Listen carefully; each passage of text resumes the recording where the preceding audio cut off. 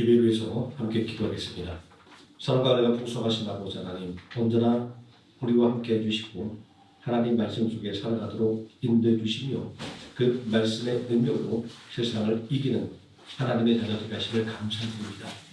이 시간도 하나님을 찬양하며 나갈 때 하나님을 높이기를 원하며 찬양의 기쁨 속에 거하기를 원하오니 이 시간 우리들의 입술을 주장하셔서 하나님께 큰 기쁨의 찬양 드리게 해주시고 찬송의 기쁨이 넘치는 귀한 시간 되게 해주시기를 원합니다.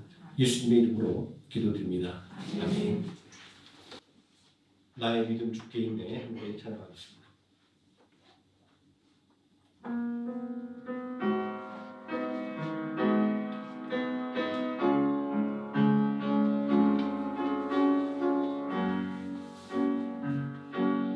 나의 믿음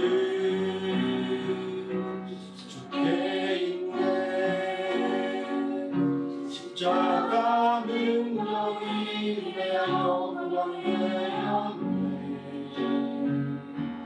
주께서 우리를 승리케 하셨네.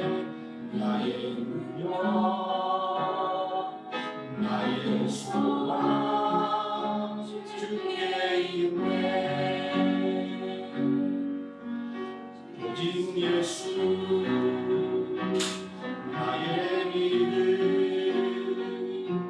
십자가 능력 속에 빛나는 영광 내 모든 승리로 주님께 영광을 나의 능력 나의 소망 주께 있네. 나의 믿음 주께 있네. 나의 믿음 주께 있네. 십자가 능력이 내 영광 되었네. 주께서 우리를 승리케 하셨네. 나의 능력 나의 소망 주께 있네. 오직 예수 나의 믿음 십자가 능력 속에 빛나는 영광 너의 승리로 주님께 영광을 나의 능력 나의 소망 주께 있네. 나의 가는 길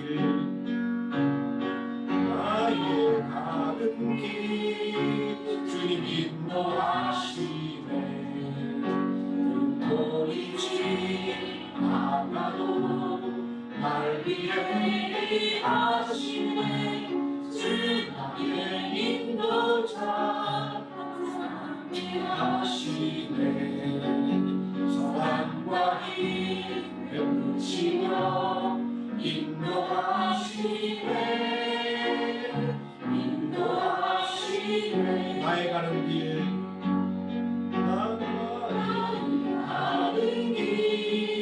주님 인도하시네. 보이지 않아도 날 위해 일하시네. 주 나의 인도자 항상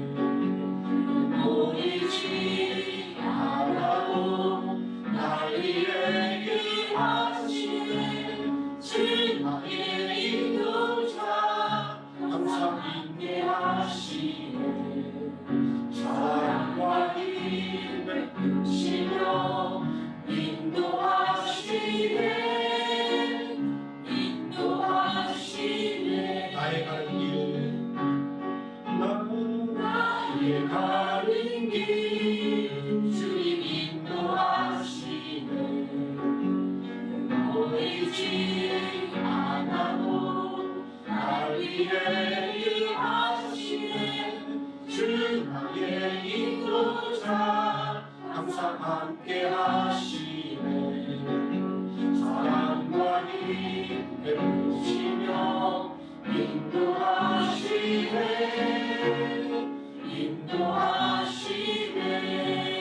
아멘. 예수님 때문에 함께 박수 치면서 찬양하겠습니다.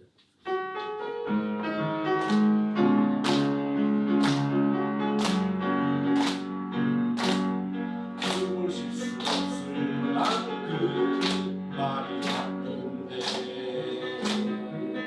내가 드릴 수 있는 것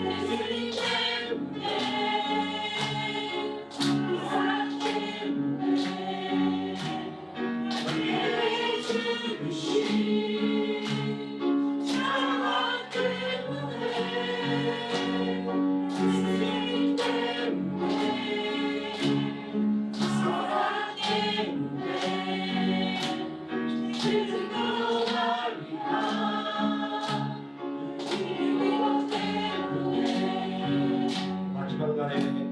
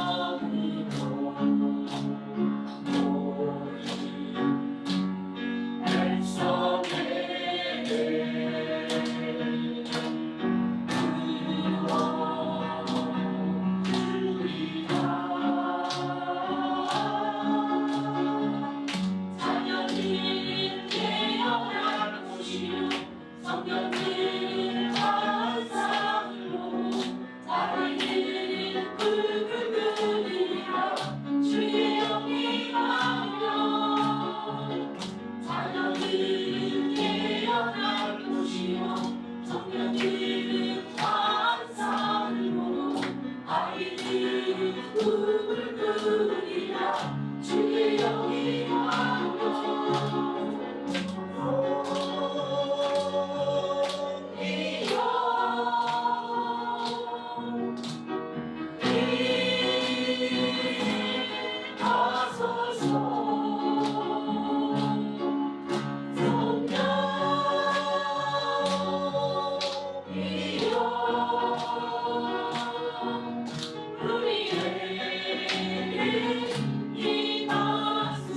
마지막 날에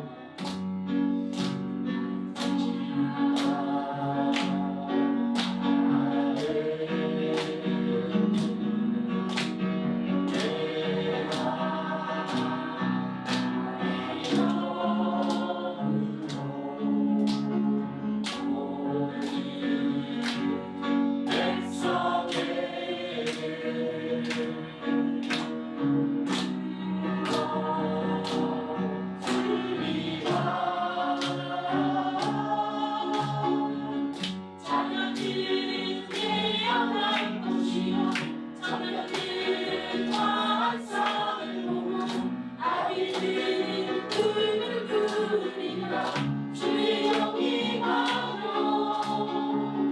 하나님 예언한 것이요 정결들은 환상으로 나를 부르리라 주의 영이 가며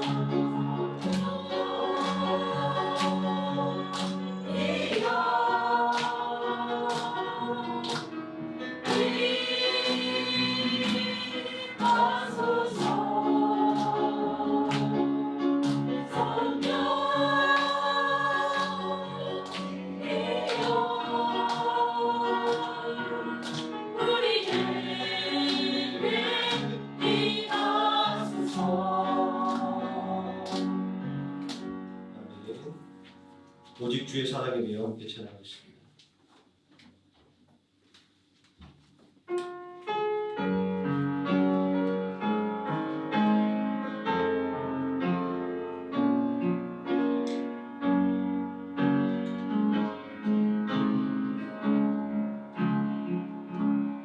오직 주의 사랑에 매여 내 영 기뻐 노래합니다. 이 수박의 온려 기쁨의 땅에서 주께 사랑을 드립니다. 오직 주의 인자에 갇혀 내 영 기뻐 찬양합니다. 이 소명의 언덕 거룩한 땅에서 주께 예배드립니다. 주께서 주신 모든 은혜 나는 말할 수 없네. 내 영혼 즐거이 주가 이옵니다. 주께 감드립니다. 오직 주의 사랑에 비어 오직 주의 사랑에 매여 내 영 기뻐 노래합니다. 이 소망의 언덕 기쁨의 땅에서 주께 사랑드립니다. 오직 주의 인자에 갇혀 내 영 기뻐 찬양합니다. 이 소명의 언덕 거룩한 땅에서 주께 예배드립니다. 주께서 주신 모든 은혜 나는 말할 수 없네. 내 영혼 즐거이 주가 이옵니다. 주께 감드립니다. 내 모습 이대로 내 모습 이대로 사랑하시네. 연약한 그대로 사랑하시네. 나의 모든 발걸음 주가 하시나니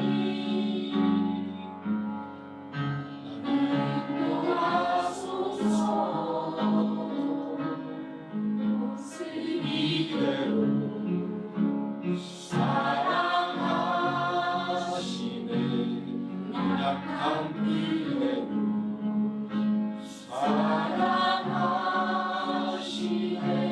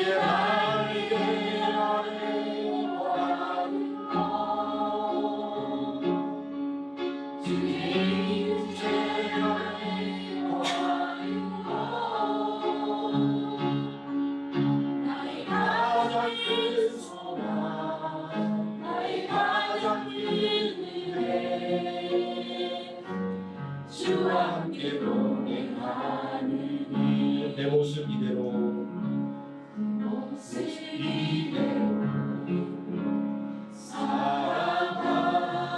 사랑하시네 약한 그대로 사랑하시네 나의 나의 모든 말고는 주하시나니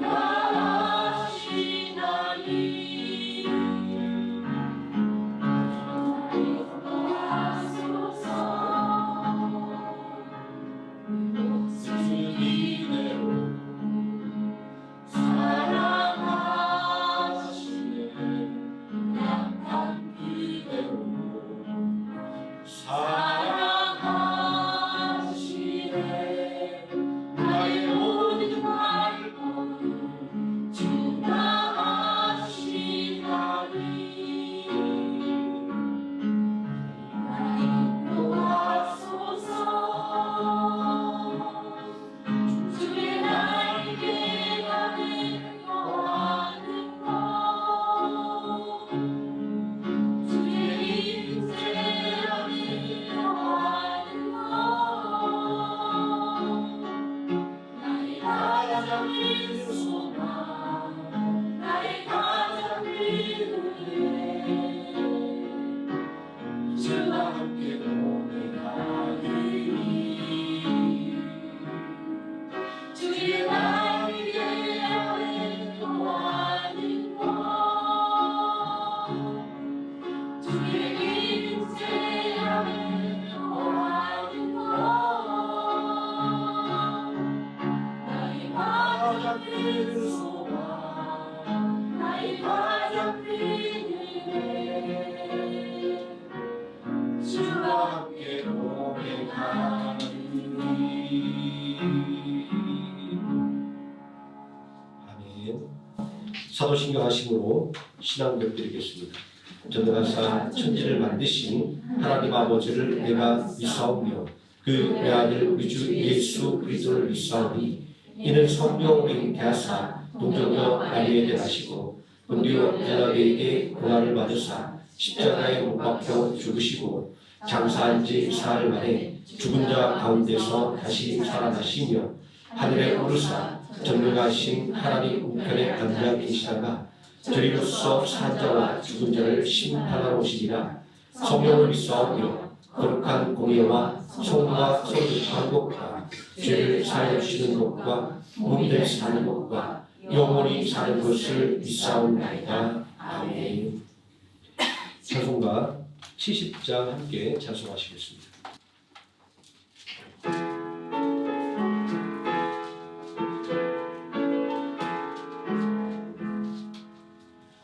비방쳐 있으니 한량을 당한 자이로다 하늘이 변하고 물결이 일어나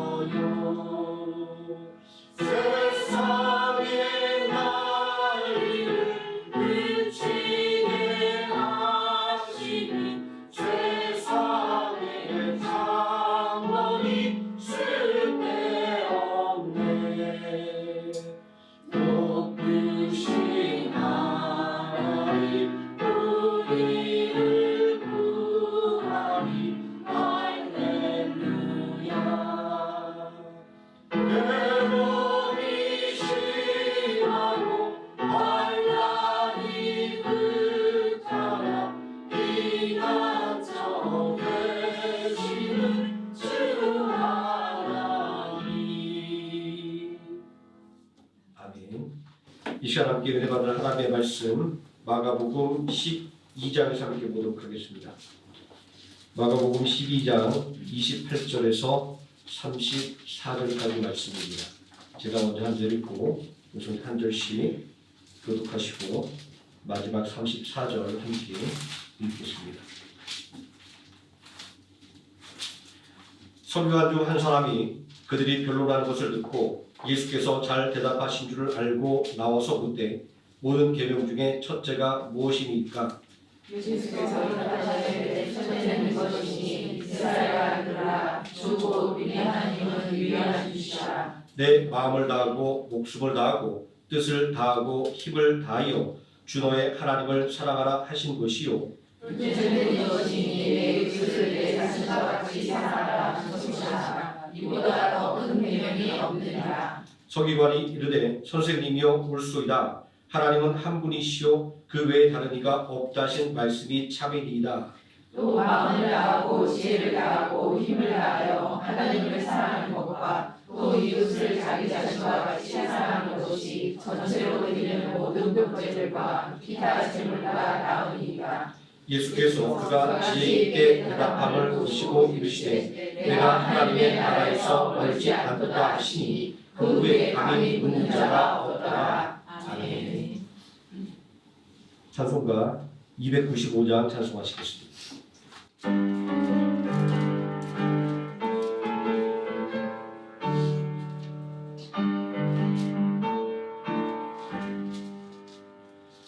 근죄에 빠진 나를 주 예수 공지사 그걸 운행하시 부르시는 애를 저하나보다 깊고 저 하늘보다 높다 그 사랑 영원토록 나 찬송하리라.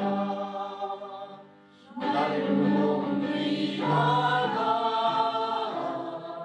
날로 높이하라 아니 없이 넓은 우리 주의 사랑 날로 높이하라. 옛날에 유대 땅에 주 예수 가릴 때 은혜 받으려고 그분이 보였네. 누구 먼저 겪는 자를 다 고쳐주셨으니 나 같은 죄인까지 은혜받도다. 날로 높이하라 날로 높이하라 아니 없이 넓은 우리 주의 사랑 날로 높이하라. 주 크신 사랑으로 만배성 위하여 그 십자가의 고난 받으셨으니 그 속죄 받은 성도 큰 소리 함께 높여 온 천지 울리도록 주 찬송하리라.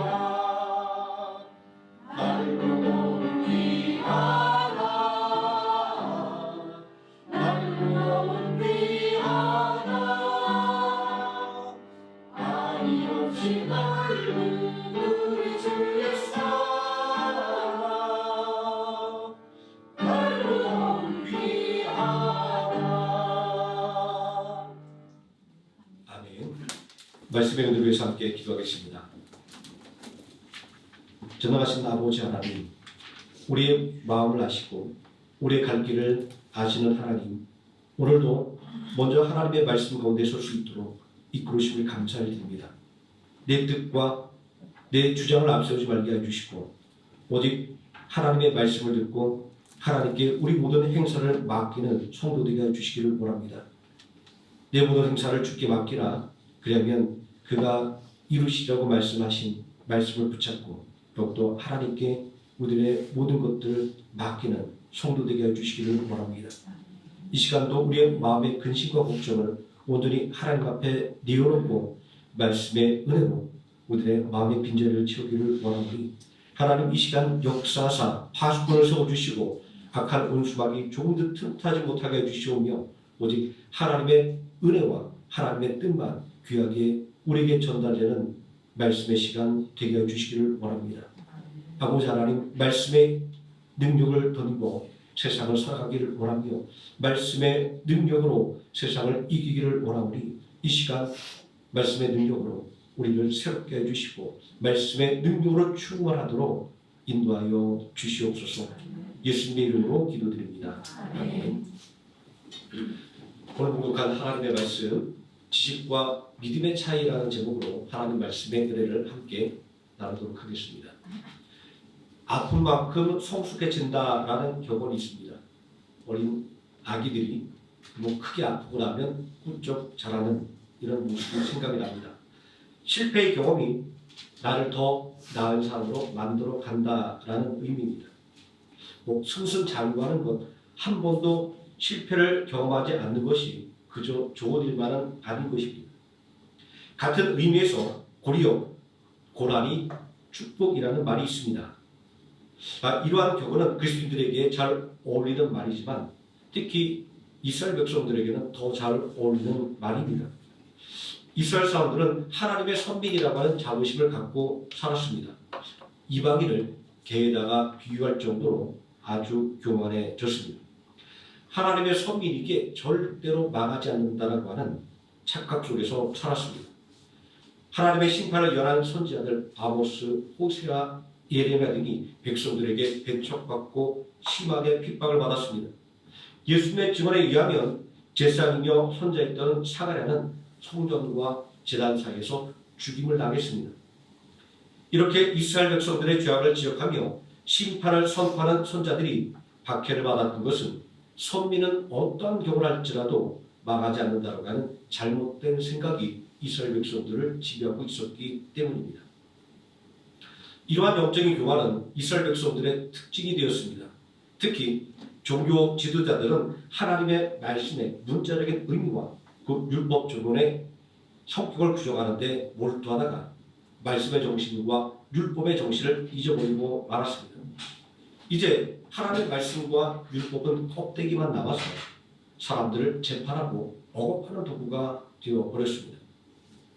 이러한 율법주의를 주장하는 바리새인들을 향해서 예수님께서 너희도 지키지 못하는 무거운 율법의 짐을 남에게 지운다라는 비판을 할 정도로 말입니다.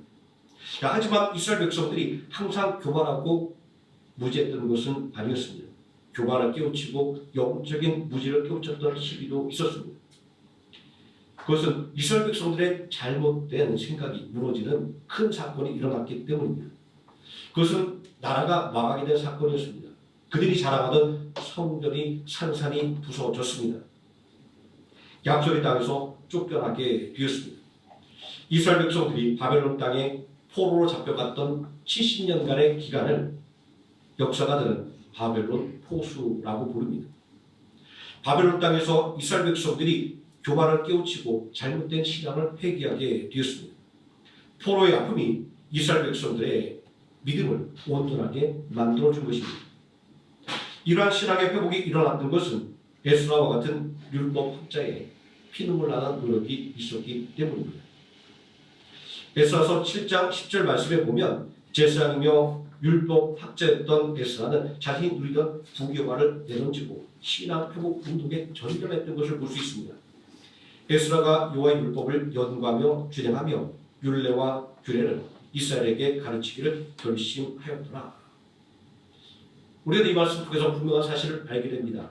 이스라엘 백성들이 거듭나게 된 것은, 새롭게 된 것은 하나님의 말씀을 온전하게 배우고 믿게 되었기 때문입니다. 이러한 깨달음의 시간이 있었음에도 불구하고 이스라엘 백성들이 다시 영적인 교만과 무지 속에 빠져들고 말았습니다. 어떻게 이런 일이 일어나게 된 것일까요? 그들이 성경을 몰래 읽기 때문일까요? 아니면 예배를 등한시하게 된 것일까요? 아니었습니다. 바벨론 포로 시기부터 이스라엘 백성들은 그 어느 때보다 성경을 배우기에 힘썼고 예배를 중요하게 여겼습니다. 그러면 무엇이 문제였을까요? 오늘 말씀에 보면 서기관이 등장합니다. 서기관은 어떤 일을 하는 사람일까요? 일반적으로 사물 보는 사람들을 우리가 서기관이라고 합니다. 그런데 성경에서 말하는 서기관은 성경을 필사하고 보존하는 일을 하는 임무를 맡은 사람이었습니다. 그래서 늘 성경을 읽고 연구하다 보니까 자연스럽게 율법을 가르치는 사람이 되었습니다. 그들은 종파적으로는 율법을 중요시하는 바리새인이었습니다. 바리새인들의 율법에 대한 관심과 율법 준수에 대한 그 노력은 우리의 상상을 초월합니다. 누가복음 11장 42절 말씀에 보면 그들은 하다못해 최소의 11조까지 드리고 있습니다. 화이슬진저 너희 바리새인이여 너희가 박하와 운향과 모든 채소의 11조를 드리되 고기와 하나님에 대한 사랑은 버린도다. 그러나 이것 되가고 저것도 버리지 말아야 할지니라. 바리새인들은 이렇게 누구보다도 하나님의 계명을 준수하는 열정으로 넘쳐나던 사람들이었습니다. 그런 율법의 조항을 613개로 정리했습니다. 그 중에서 365개는 부정한 것이고 248가지는 긍정적인 것에 관한 것이었습니다. 바리새인들은 613가지 율법을 놓고 그 순서를 매겼습니다. 어느 것이 더 중요한 계명이냐, 어느 것이 첫 번째 되는 계명이냐라고 말입니다. 그리고 모든 계명을 압축하면 어떤 말씀이 될 것인지에 대해서도 많은 논의를 했습니다. 이토록 하나님의 말씀에 대한 열정으로 가득했던 사람들이 어떻게 하나님의 뜻을 깨닫지 못하고 잘못된 믿음을 갖게 된 것일까요? 누가복음 11장 42절에 기록된 예수님의 지적 속에 그 답이 있습니다. 그들은 성경에 대한 지식은 충만했지만 하나님의 사랑, 다시 말해서 하나님의 말씀에 대한 믿음은 없었기 때문입니다. 다시 말해서 바리새인들이 가졌던 문제는 믿음 없이 오로지 지식으로만 충만했던 것입니다. 하나님의 말씀에 대한 지식으로 충만한데 무엇이 문제라고 말을 하는 것일까요? 이런 예를 생각해 볼 수가 있습니다. 영화계에 영웅으로 꼽히는 영화 터미네이터가 있습니다. 이 영화의 핵심 주제는 지구 종말의 날입니다. 군사방위 목적으로 만들어진 인공지능 컴퓨터 스카이넷이 인류를 적으로 간주해서 핵전쟁을 일으켜 인간을 말살하고 그리고 살아남은 사람들을 완전히 말살하기 위한 전쟁을 하는 내용을 그리고 있습니다. 예전에 우리는 이런 영화적인 설정이 인공지능의 위협을 과장한 것이다 이런 생각을 했었습니다. 하지만 인공지능 연구가 획기적인 성과를 내려는 요즘에는 인공지능이 반란을 일으켜 인류를 학살한다는 영화의 모티브가 과장된 것이 아닌 걸 알 수 있습니다. 연구진이 인공지능에 대한 경고를 할 만큼 인공지능의 발전 속도는 예측 불가능한 상황입니다. 어떻게 해서 그런 지식을 갖게 되는지 알 수 없다라고 합니다. 인공지능 연구를 이끌었던 한 연구자는 인공지능이 주어진 목표를 달성하기 위해서 거짓말도 서슴지 않는 현상을 발견하고 인간이 인공지능을 통제할 수 없게 될 것이라는 두려움을 느끼게 되었다라고 말하고 있습니다. 영화 속 이야기가 그저 상상만이 아니라 현실화될 수 있기 때문입니다. 그래서 여러 인공지능들에게 지구를 안전하게 지키기 위해서 무엇을 해야 하는지를 물어보면 모든 인공지능들이 대답들을 이어나가다가 인간이 사라져야 한다라는 섬뜩한 대답을 내놓는다라고 합니다. 자, 주어진 자료를 기반으로 문제 해답을 도출하는 인공지능의 특성상 그렇게 말할 수밖에 없다라고 합니다. 그래서 인공지능의 문제점을 인식한 연구자들은 인공지능을 규제할 수 있는 여러 가지 제도적인 장치 그리고 윤리적인 안을 마련하는 것이 먼저 필요하다라고 이구동성으로 말하고 있습니다.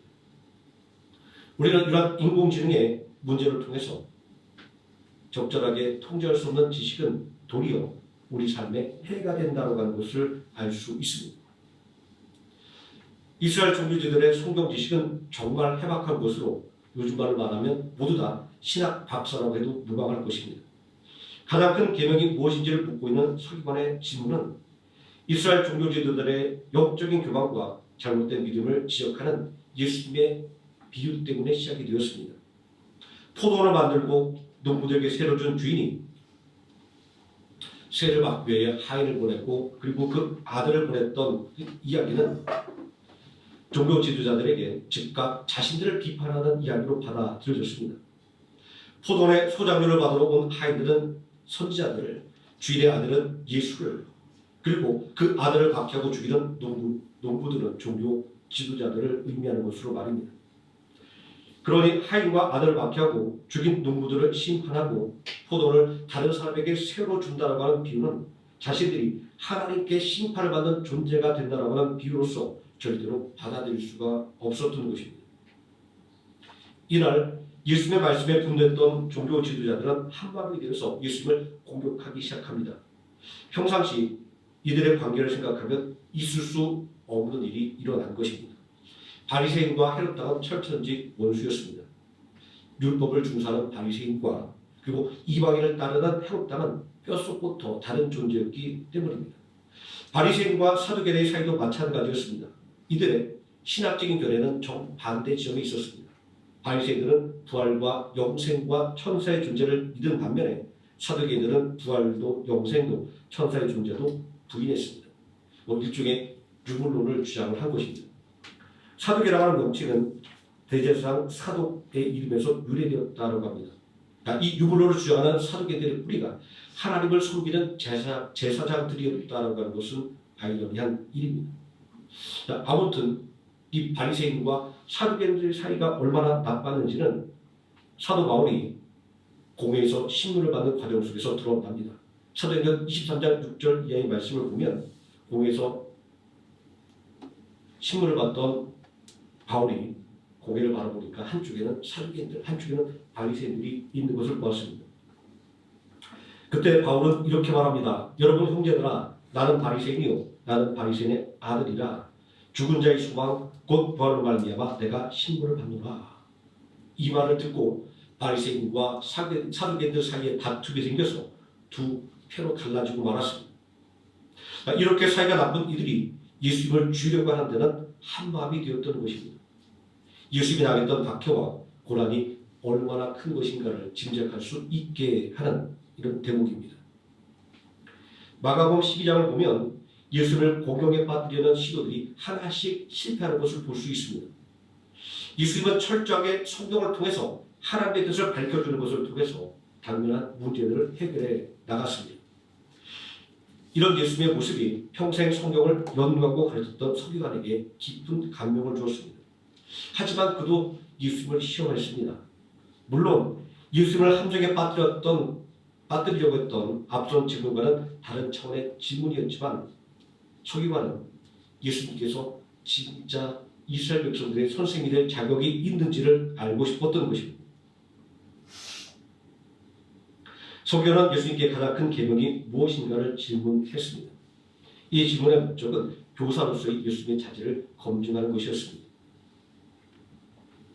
하지만 바리새인과 서기관의 관행들을 생각해 볼 때 서기관은 이미 이 답을 알고 있었습니다. 예수님은 최고의 계명을 하나님을 사랑하고 이웃을 사랑하는 것이다 라고 말씀했습니다. 서기관은 예수님의 대답을 듣고 선생님 옳소이다. 하나님은 한 분이시요 그 외에 다른 이가 없나이다 하신 말씀이 참되니이다 라고 화답하고 있습니다. 이미 알고 있는 것을 예수님이 알고 있는지 묻고 있는 것을 알 수 있습니다. 그런데 예수님의 대답이나 서기관의 대답이나 새로운 것을 말하는 것이 아니었습니다. 남들이 알지 못하는 비밀스러운 지식도 아니었습니다. 이스라엘 사람이면 어린아이도 다 알고 있는 사실이었습니다. 왜냐하면 가장 큰 계명과 하나님에 대한 이 말씀은 이스라엘 모든 백성들이 자녀들에게 매일같이 가르쳐야 할 말씀이었고 손목에 메어서 기호를 삼고 그리고 이 미간에 붙여서 표를 삼고 집 문설주와 바깥 문에 기록해야 되는 말씀이었기 때문입니다. 오늘 우리가 살펴보는 서기관과 예수님의 대화는 신명기 6장 4절과 5절의 말씀을 이야기하고 있는 것입니다. 이스라엘아 들으라. 우리 하나님 여호와는 오직 유일하신 여호와시니 너는 마음을 다하고 뜻을 다하고 힘을 다하여 내 하나님 여호와를 사랑하라. 제일 가는 계명이 무엇인지 이미 판명이 나 있었던 것입니다. 그럼에도 불구하고 바리새인과 서기관들이 제일 큰 계명이 무엇인지를 따지고 계명을 압축하려고 했다라고 하는 것은 이들이 얼마나 영적으로 교만한 상태에 있는지를 보여주고 있는 것입니다. 또 이들이 얼마나 영적으로 무지한 상태에 있는지를 보여주는 것입니다. 하나님의 뜻이 신명기 6장에 분명하게 기록되어 있음에도 불구하고 이들은 전혀 다른 생각을 했습니다. 이들은 오늘의 하나님을 섬기는 것, 하나님의 말씀을 믿는 것보다 하나님께 어떠한 희생 제물을 드리는가라고 하는 제물에 관한 문제를 중요하게 생각했습니다. 그들이 생각하기에 레위기에서 하나님께 대한 올바른 예배는 적절하고 온전한 제물을 드리고 있는 것에 달려있다고 말하는 것에 집중했기 때문입니다. 레위기 22장 21절 이하의 말씀을 보면 온전하고 흠없는 제물을 드려야 하나님께서 기뻐 받으시는 제물이 된다라고 말씀하고 있습니다. 예수님과 대화하고 있는 이 서기관도 이 제물의 중요성을 말하고 있지 않습니까? 이런 바리새인과 서기관들의 논쟁을 고려하면 예수님의 대답은 단순히 그 계명이 크고 작냐를 가리거나 계명을 압축하는 차원이 아니었던 것을 알 수 있습니다. 예수님의 말씀의 의무는 하나님께서 계명을 주신 근본적인 목적을 알려주는 데 있었습니다. 성경을 살펴보면 처음 하나님께서 계명과 율법을 주신 곳은 출애굽기 20장이었습니다. 하나님께서 이스라엘 백성들을 애굽 땅에서 구원하신 후에 계명과 율법을 주신 것입니다. 제가 이후부터는 이 계명과 율법이라는 단어를 다 포괄하는 율법이라는 단어로 통일해서 말씀을 드리겠습니다. 여기서 먼저 우리가 짚고 가야 할 것은 율법의 용도입니다. 출애굽과 율법을 받은 순서를 살펴볼 때 이 율법은 구원의 조건으로 주어진 것이 아니었습니다. 율법은 분명히 애굽 땅에서 구원받은 후에야 주어졌다는 사실에 우리는 주목을 해야 합니다.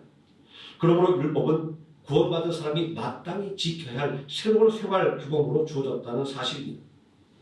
율법을 받은 이스라엘 백성들은 전에는 애굽의 노예였습니다. 그러나 하나님께서 그들을 애굽의 노예에서 해방시켰습니다. 왜냐하면 그들의 하나님이 되시고 또 그들을 하나님의 백성이 되게 하시려고 계획했기 때문입니다. 이 구원의 역사로 말미암아 이스라엘 백성들의 신분이 바뀌었고 소속이 바뀐 것입니다. 그러므로 이스라엘 백성들에게는 새로운 생각과 새로운 규범이 필요했던 것입니다. 바로 그것이 율법입니다. 처음 주어진 율법은 10계명입니다. 1계명에서 4계명까지는 하나님과의 관계에서 또 5계명에서 10계명까지는 인간관계에서 지키라고 주신 계명입니다. 결국 율법이라고 하는 것은 하나님 나라의 백성된 자가 마땅히 지켜야 할 법인 것입니다. 이러한 사실은 오늘 예수 그리스도를 믿음으로 말미암아 죄와 사망에서 구원받은 그리스도인들에게도 동일하게 적용됩니다. 하나님께서 주신 율법은 단순한 의무를 부과하는 것이 아니라 하나님의 백성이 되었다라고 하는 표지입니다. 하나님의 자녀라는 표지의 말입니다. 이것은 오직 하나님을 믿는 사람들에게만 주어진 법이기 때문입니다. 하나님께서 우리에게 율법을 주신 목적을 간략하게 살펴보았습니다. 그런데도 여전히 좀 미진한 점이 남아 있습니다. 율법을 지켜야 한다라는 데는 공감하지만 실제에 있어서는 그렇지 않기 때문입니다. 바로 여기에서 율법주의의 문제가 생기는 것입니다. 율법을 지키는 사람의 자부심과 그것을 넘어서는 율법을 지키지 못하는 사람에 대한 정죄가 그것입니다. 나는 이렇게 율법을 잘 지키는 신실한 사람이라는 것을 자랑하면서 율법을 지키지 못하는 다른 사람을 정죄하고 비난하는 것 말입니다. 그리고 자신들의 힘을 동원하여 다른 사람들이 율법을 지키도록 억압하는 데까지 나아갔던 것입니다. 제가 어느 다큐멘터리를 보니까 현대 이스라엘의 그 전통을 중요신 이 하레디라고 하는 이 분파는 얼마나 율법을 철저하게 지키는지 자신의 지역에서 안식일이 시작되는 그 시간에 상점들이 문을 닫지 않으면 상점 앞에 가서 시위를 합니다. 장사하지 못하게 문 닫을 때까지 이렇게 하는 그 모습을 볼 수 있었습니다.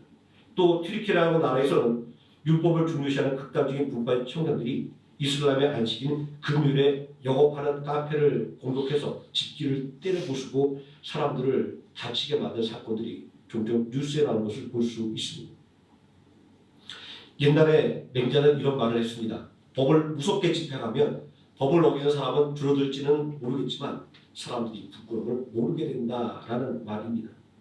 이 말은 법조문을 어기지 않은 범위 내에서 편법을 동원하여 잘못을 저지르게 된다라는 것을 가리키는 것입니다. 예수님 당시의 바리새인들은 하나님께 드린다는 헌신을 빙자해서 얼마나 많은 율법을 어겼는지 모릅니다.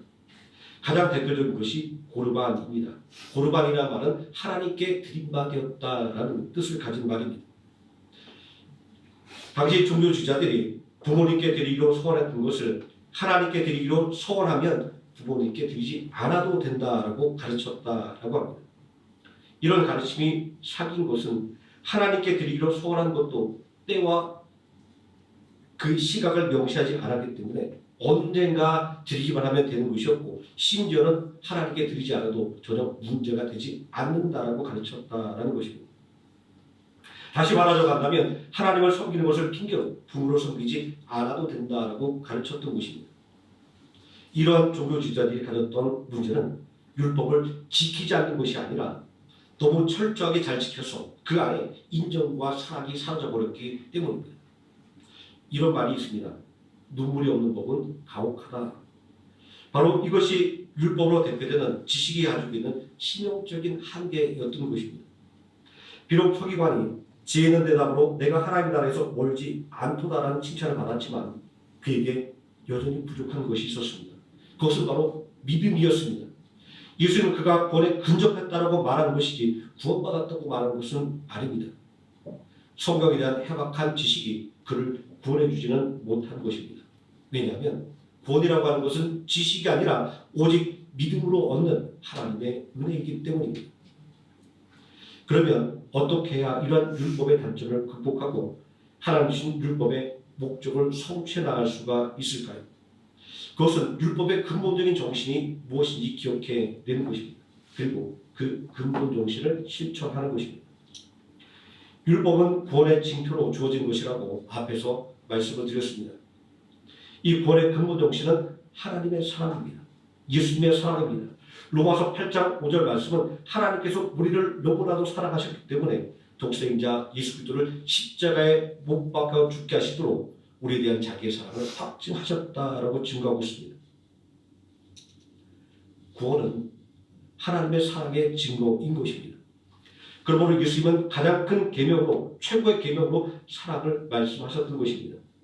사랑은 하나님을 사랑하는 것이고 나를 사랑하는 것이고 이웃을 내 몸처럼 사랑하는 것이고 사랑은 정죄하지 않는 것이고 사랑은 허물을 덮어주는 것이고 사랑은 관용하는 것이고 사랑은 용서하는 것이고 사랑은 나의 잘못을 깨닫는 것이고 사랑은 나의 잘못을 고치는 것입니다.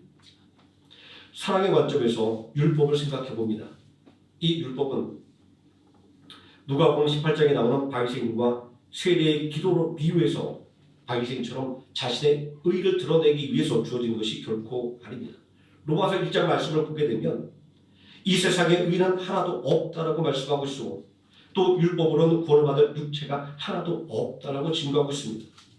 율법의 의를 드러내는 바리새인의 뒤에 세리는 율법에 비추어 드러났던 자신의 죄를 깨닫고 하나님 앞에 회개의 눈물을 흘렸습니다. 하나님, 나는 죄인입니다. 나를 불쌍히 여기소서라고 말합니다. 예수는 누구의 기도가 응답되었는지라는 질문을 통해서 율법의 목적이 죄를 깨닫게 만들어서 회개하는 데 있음을 알려주셨습니다. 그리고 회개의 기도만이 하나님께서 받으셨다고 하는 것은 율법이 추구하는 바가 무엇인지를 분명하게 알려주고 있는 것입니다. 하나님께서 이스라엘 백성들을 구원하신 것이 그들의 하나님이 되려고 하심이었다라고 레위기 11장 45절이 증거하고 있습니다. 율법이 추구하고 있는 것은 구원의 하나님을 믿게 만드는 믿음이었던 것입니다.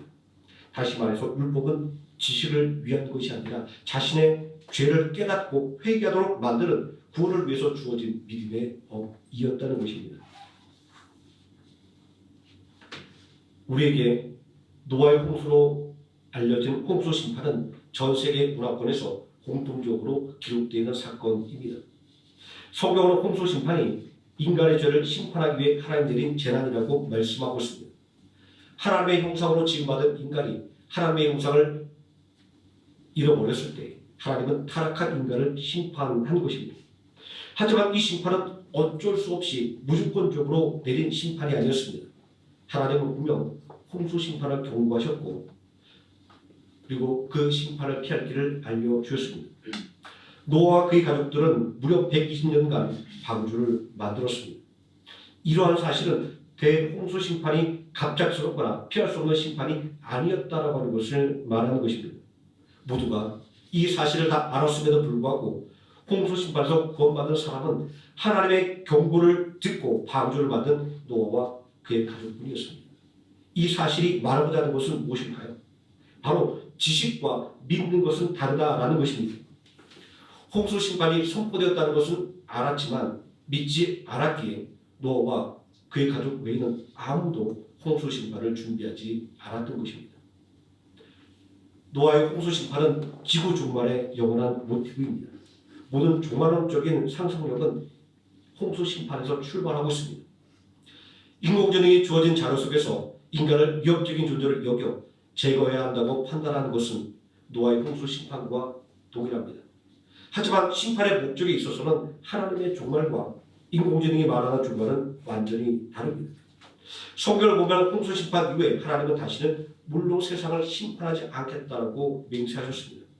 왜냐하면 우리 하나님은 악인이랄지라도 멸망당하는 것을 결코 기뻐하지 않는 분이기 때문입니다. 하나님은 오래 참고 기다림으로 구원의 길을 열어놓으셨습니다. 세상이 악하고 사람이 남에서부터 악한 구제불능의 존재임에도 불구하고 말입니다. 아브라함과 그의 후손 이스라엘 백성들의 이야기는 인간을 구원하기 위해 오래 참고 기다리는 하나님의 긍휼을 증거하는 이야기인 것입니다. 무엇이 이런 차이를 만들어 낸 것일까요? 그것은 바로 믿음의 차이입니다. 좀 더 세분해서 말한다고 한다면 믿음과 소망과 사랑이라고 말할 수 있습니다. 인공지능에는 오로지 지식만 있을 뿐이지 믿음과 소망과 사랑이 없기 때문입니다. 믿음이 없이 오직 지식만을 추구하는 인공지능이 내놓을 수 있는 해법은 종말의 심판밖에 없습니다. 그러나 전지전능하신 하나님에게는 믿음과 소망과 사랑이 있습니다. 요한복음 3장 16절은 이런 하나님의 믿음과 소망과 사랑을 증거하고 있습니다. 하나님이 세상을 이처럼 사랑하사 독생자를 주셨으니 이는 그를 믿는 자마다 멸망치 않고 영생을 얻게 하려 하심이라 라고 말입니다. 하나님은 죄로 인하여 죽을 수밖에 없는 우리를 구원하기 위해 독생자를 이 땅에 보내주셨습니다. 죄로 인하여 죽을 수밖에 없는 우리를 구원하기 위해 우리 죄값을 대신 지고 십자가에 못 박혀 죽임을 당하도록 내어주셨습니다. 인간의 악함과 인간의 열악함을 모두 알고 계시는 하나님이시기에 종말의 심판 대신 독생자를 주셔서 구원의 길을 활짝 열어주신 것입니다. 그럼에도 불구하고 이 사실을 믿지 못하고 오로지 자신의 지식과 그리고 능력만을 믿고 살아간다고 한다면 그는 영원한 종말의 심판에 처해지고 말 것입니다. 그러므로 온전히 하나님의 말씀을 굳게 믿는 자만이 구원을 얻게 된다는 사실을 우리는 분명히 알아야 할 것입니다. 예수 그리스도를 구주로 믿는 굳은 믿음으로 말미암아 하나님의 나라에서 그리고 하나님께서 만드신 이 땅에서 주인공이 되시는 하나님의 생명학교의 성도들 되시기를 예수님의 이름으로 축원드립니다. 아멘. 기도하시겠습니다.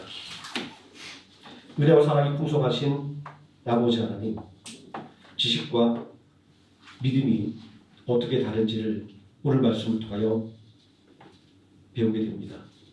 많이 안다고 좋은 것이 아니고 오늘의 하나님의 뜻을 알았으면 믿고 실천하는 것이 중요하다는 사실을 깨닫습니다.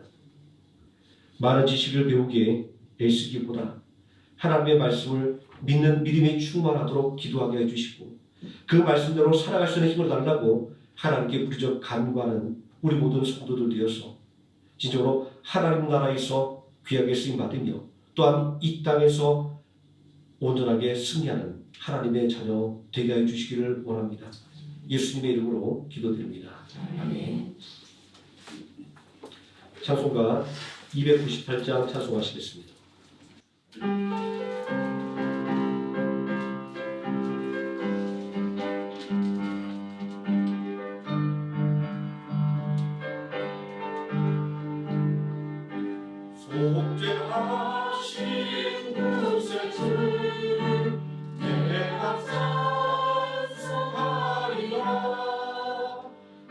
내게 자유 주시려고 주가 고난당했네. 그 실상 찬양하리. 나의 죄 사하려고 십자가에 죽인다. 나의 주 찬양하리. 내가 구원받은 증거 기뻐 전하리라. 내 죄모를 감당하신 주의 사랑 크셔라. 그 신사 찬양하리. 나의 죄 사하려고 십자가에 죽인다. 나의 죄 찬양하리. 승리하신 구세주를 내가 찬송하리라. 태워주는 지옥 권세 주가 모두 이겼네. 그 신사랑 찬양하리. 나의 죄 사하려고 십자가에 죽인다. 나의 주 찬양하리. 고마우신 구세주를 내가 찬송하리라. 죽음에서 생명으로 나를 인도하셨네. 그 신사랑 찬양하리. 나의 죄 사하려고 십자가에 죽인다. 나의 주 찬양하리. 아멘. 지금은 우리를 구원하신 예수 그리스도의 은혜와 우리를 구원하기 위하여 독생자 예수 그리스도를 십자가에 아낌없이 내어주신 성부 하나님의 사랑과 오늘도 우리와 함께 동행하시는 성령 하나님의 임마누엘이 인간적인 지식을 쌓는 것이 아니라 오직 하나님의 말씀을 믿고 실천하기를 다짐하는 모든 성도들 머리 위에와 하나님의 성령의 머리 위에 지금부터 영원토록 함께 계실지어다. 아멘.